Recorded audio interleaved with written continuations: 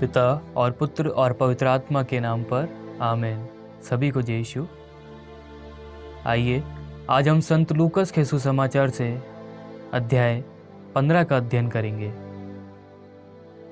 ईसा का उपदेश सुनने के लिए नाकेदार और पापी उनके पास आया करते थे। फरीसी और शास्त्री यह कहते हुए भुनभुनाते थे, यह मनुष्य पापियों का स्वागत करता है और उनके साथ खाता पीता है।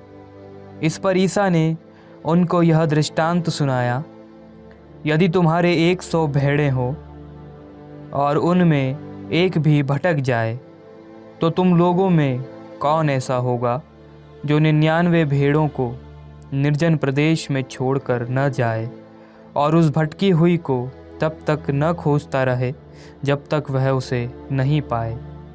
पाने पर वह आनंदित होकर उसे अपने कंधों पर रख लेता है और घर आकर अपने मित्रों और पड़ोसियों को बुलाता है और उनसे कहता है, मेरे साथ आनंद मनाओ, क्योंकि मैंने अपनी भटकी हुई भेड़ को पा लिया है। मैं तुमसे कहता हूँ, इस प्रकार 99 धर्मियों की अपेक्षा, जिन्हें पश्चाताप की आवश्यकता नहीं है, एक पश्चातापी पापी के लिए स्वर्ग में अधिक आनंद मनाया जाएगा।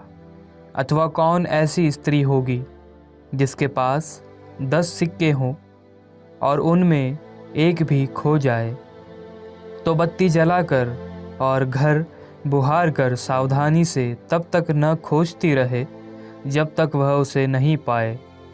पाने पर वह अपनी सखियों और पड़ोसिनों को बुलाकर कहती है, मेरे साथ आनंद मनाओ, क्योंकि मैंने जो सिक्का खोया था उसे पा लिया है। मैं तुमसे कहता हूँ, इसी प्रकार ईश्वर के दूत एक पश्चातापी पापी के लिए आनंद मनाते हैं। ईसा ने कहा, किसी मनुष्य के 2 पुत्र थे। छोटे ने अपने पिता से कहा, पिताजी, संपत्ति का जो भाग मेरा है मुझे दे दीजिए। और पिता ने उनमें अपनी संपत्ति बांट दी। थोड़े ही दिनों बाद छोटा बेटा अपनी समस्त संपत्ति एकत्र कर किसी दूर देश चला गया और वहाँ उसने भोग विलास में अपनी संपत्ति उड़ा दी। जब वह सब कुछ खर्च कर चुका तो उस देश में भारी अकाल पड़ा और उसकी हालत तंग हो गई। इसलिए वह उस देश के एक निवासी का नौकर बन गया, जिसने उसे अपने खेतों में सूअर चराने भेजा। जो फलियां सूअर खाते थे उन्हीं से वह अपना पेट भरना चाहता था, लेकिन कोई उसे उनमें से कुछ नहीं देता था। तब वह होश में आया और यह सोचता रहा, मेरे पिता के घर कितने ही मज़दूरों को ज़रूरत से ज़्यादा रोटी मिलती है और मैं यहाँ भूखा मर रहा हूँ। मैं उठकर अपने पिता के पास जाऊँगा और उनसे कहूँगा, पिताजी, मैंने स्वर्ग के विरुद्ध और आपके प्रति पाप किया है। मैं आपका पुत्र कहलाने योग्य नहीं रहा। मुझे अपने मज़दूरों में से एक जैसा रख लीजिए। तब वह उठकर अपने पिता के घर की ओर चल पड़ा।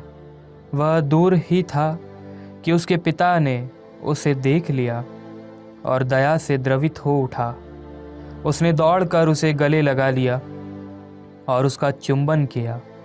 तब पुत्र ने उससे कहा, पिताजी, मैंने स्वर्ग के विरुद्ध और आपके प्रति पाप किया है। मैं आपका पुत्र कहलाने योग्य नहीं रहा। परंतु पिता ने अपने नौकरों से कहा, जल्दी अच्छे से अच्छे कपड़े लाकर इसको पहनाओ और इसकी उंगली में अंगूठी और इसके पैरों में जूते पहना दो। मोटा बछड़ा भी लाकर मारो, हम खाएं और आनंद मनाएं, क्योंकि मेरा यह बेटा मर गया था और फिर जी गया है, यह खो गया था और फिर मिल गया है। और वे आनंद मनाने लगे। उसका जेठा लड़का खेत में था। जब वह लौटकर घर के निकट पहुंचा तो उसे गाने बजाने और नाचने की आवाज़ सुनाई पड़ी। उसने एक नौकर को बुलाया और इसके विषय में पूछा। इसने कहा, आपका भाई आया है और आपके पिता ने मोटा बछड़ा मारा है, क्योंकि उन्होंने उसे भला चंगा वापस पाया है। इस पर वह क्रुद्ध हो गया और उसने घर के अंदर जाना नहीं चाहा। तब उसका पिता उसे मनाने के लिए बाहर आया, परंतु उसने अपने पिता को उत्तर दिया, देखिए, मैं इतने बरसों से आपकी सेवा करता आया हूँ। मैंने कभी आपकी आज्ञा का उल्लंघन नहीं किया। फिर भी आपने कभी मुझे बकरी का बच्चा तक नहीं दिया ताकि मैं अपने मित्रों के साथ आनंद मनाऊं। पर जैसे ही आपका यह बेटा आया, जिसने वेश्याओं के पीछे आपकी संपत्ति उड़ा दी है, आपने उसके लिए मोटा बछड़ा मार डाला है।